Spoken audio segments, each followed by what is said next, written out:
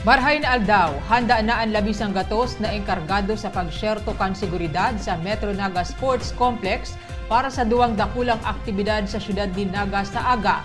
Mastering of troops ginibo na sa mismong venue. May report si Joel Sulina. At Naga Ngunyan. Sarong aldaw antes ang pagpuong kan tulong aldaw ng mga events na mapuon sa aga, aldaw na Biyernes. Ginibo na ang mustering of troops kang INT sa pamamayo ni Incident Commander Rene Gumba kay Base Naga City Police Office City Director Police Colonel Gilbert Fariñas. Ito kabos ng mga clusters pwesto ka mga personalis kang Naga City Government, Public Safety Office, PNP Naga, Philippine Army, Coast Guard Auxiliary, medical teams kang city government, asin mga force multipliers and radio groups ang nagtiripon ngunya na aldaw na Webes para man sa nasambit na katuyuhan, katakod kang preparasyon sa mangyayaring duwang dakulang events ngunya na May 2026. Partikular ang Isalog International Hot Air Balloon and Music Festival asin ang official launching kang bagong tourism brand kang syudad. Sinabi ni IMD Commander asin PSO Director Rene Gumba, sobra sa sanggatos ng mga personalis kang IMT. Hali sa manlain-lain ng mga opisina asin ahensya de gobyerno ang natuunan nining instruksyon asin bird's eye view sa mangyayari. Katakod kang ilalatag dindang seguridad, traffic management, pagmantinir kang safety, dangan iba pang kinakaipuhan, siring kang medical and crowd control operation.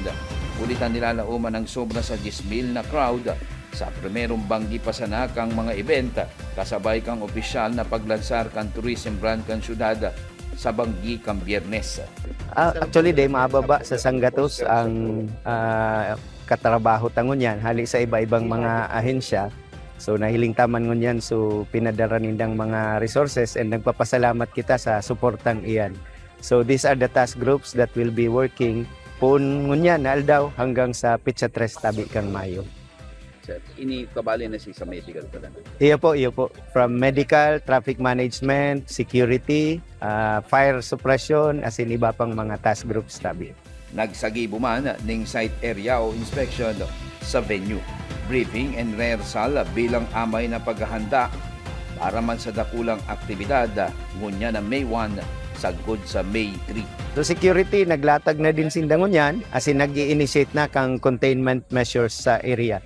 Kabali na dyan sa pagsisiguro na mayong peligro ang satuyang lugar, ang satuyang venue. Nakapagluwas na kita kang abiso publiko na may mga limitasyon igdi sa trapiko. So pakiulay ta na kung magagamit si free shuttle, dumana magsakay, dahil na magdaraning sa diring sasakyan dahil limitado ang satuyang parking area digdiyo. Kasabay kayan, so satuyang traffic management task group, tatapuson din ang paglatag kang sa indang mga preparasyon, including itong mga center lines, barriers para sa traffic management activities ningda. Sa primerong aldaw sir, lalo na sa banggi, may bigla na uman ng mga...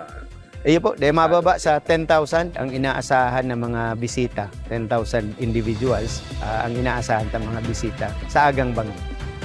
Para sa Naga Ngunyan, Joel Sulina. At Naga Ngunyan.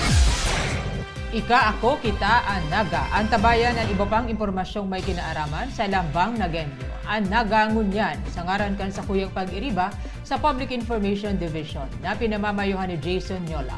Ako si Riza Mostar Santos. Diyos mabalos.